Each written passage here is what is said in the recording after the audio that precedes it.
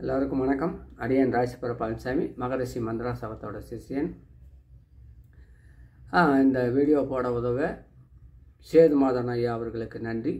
திரும்பவும் அதே திதி சூனியத்தை பற்றி தான். அது ஏன்னா அப்போ சுக்லபட்சம் சொல்லியாச்சு, இப்போ கிருஷ்ணபட்சம் தேய்பிறைக்கு சொல்கிறேன்.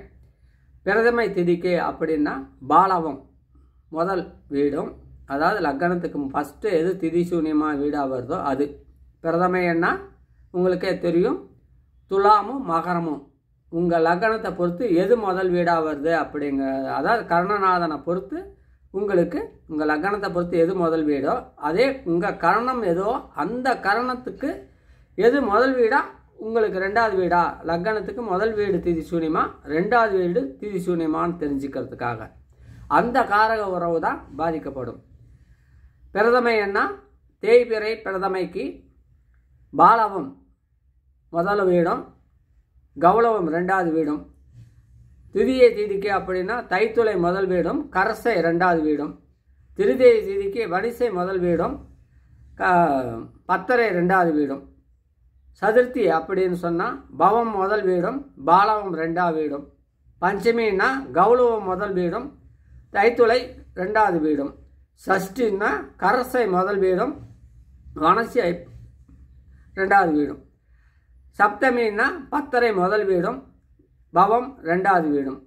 அஷ்டமின்னா பாலவம் முதல் வீடும் கௌளவம் ரெண்டாவது வீடும். நவமின்னா தைத்துளம் முதல் வீடும் கரசை ரெண்டாவது வீடும். தசமின்னா வணிசை முதல் வீடும் பத்தரை ரெண்டாவது வீடும். ஏகாதேசி அப்படின்னா பவம் முதல் வீடும் பாலவம் ரெண்டாவது வீடும். துவாதசி அப்படின்னா கௌளவம் முதல் வீடும் தைத்துளை ரெண்டாவது வீடும். திரையோதசி அப்படின்னா கரசை முதல் வீடும் வணிசை ரெண்டாவது வீடும்.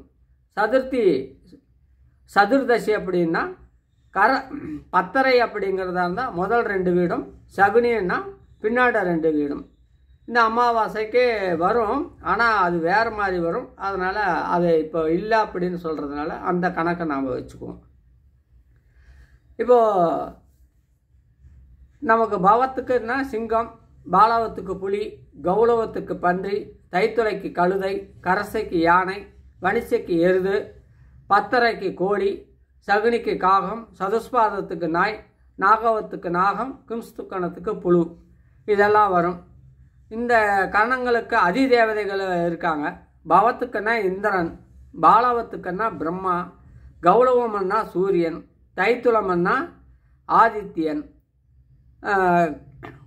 கரசை அப்படின்னா பூமி, வணிசைக்கும் பூமி தான், பத்தரைக்கு யமன், சகுனிக்கு கலிபுருஷன், பாதம்னா ருத்ரன், நாகன்னா சர்பம், கிம்ஸ்துக்கணத்துக்கு வாய்வு. இதெல்லாம் அதிதேவதைகளாக வராங்க.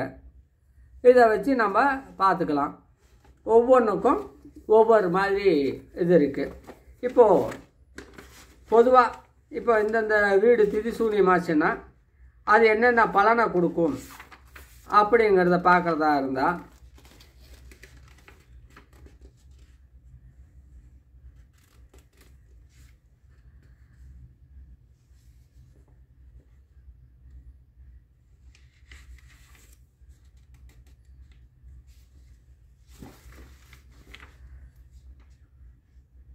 லக்னம் சூன்யமாச்சுன்னா அவருக்கு புகழ் பெற முடியாது இந்த பிறப்பில்.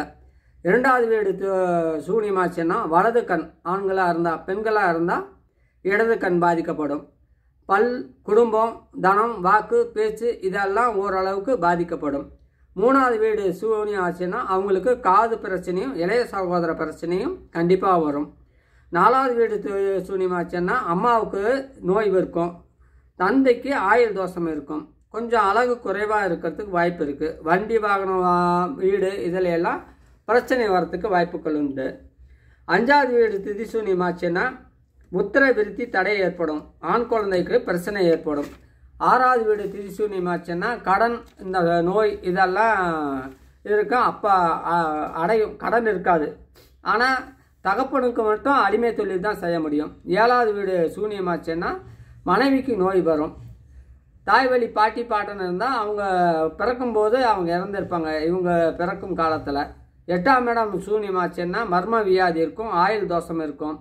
9ஆம் இடம் சூனியமாச்சுன்னா தந்தைக்கு தோஷம் ஏற்படும், வாழ்க்கையில் சில தடைகள் ஏற்படும். 10ஆம் இடம் சூனியமாச்சுன்னா அடிமை தொழில் தான், நீச்ச தொழில் தான், நிரந்தர தொழில் இருக்காது. 11ஆம் இடம்னா மூத்த சகோதரர் குற்றம் ஏற்படும், சித்தப்பாவுக்கு தோஷம் ஏற்படும். 12ஆம் இடம் அப்படின்னா ஆயுள் தோஷம் உண்டு, அயன சயனத்தில் சுகபோகம் இல்லாமல் இருக்கும். இதெல்லாம் ஏற்கனவே நம்ம சொன்ன எந்த முதல் வீடா 2வது வீடா அது எந்த லக்னத்துக்கு அது என்னமா வருது, அது அந்த வீட்டுக்கு உண்டான தசாபுத்தி காலங்களில் தான் இது நடக்கும். எல்லா காலங்கள்லையும் இது நடக்குன்னு பயப்பட தேவையில்லை.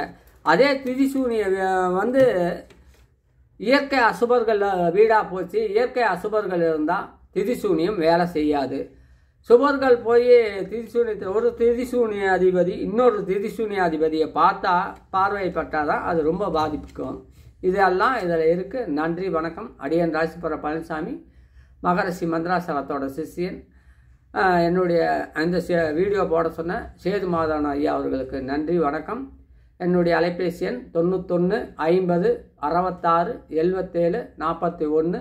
நன்றி, வணக்கம். அனைவருக்கும் வைத்தரேன்.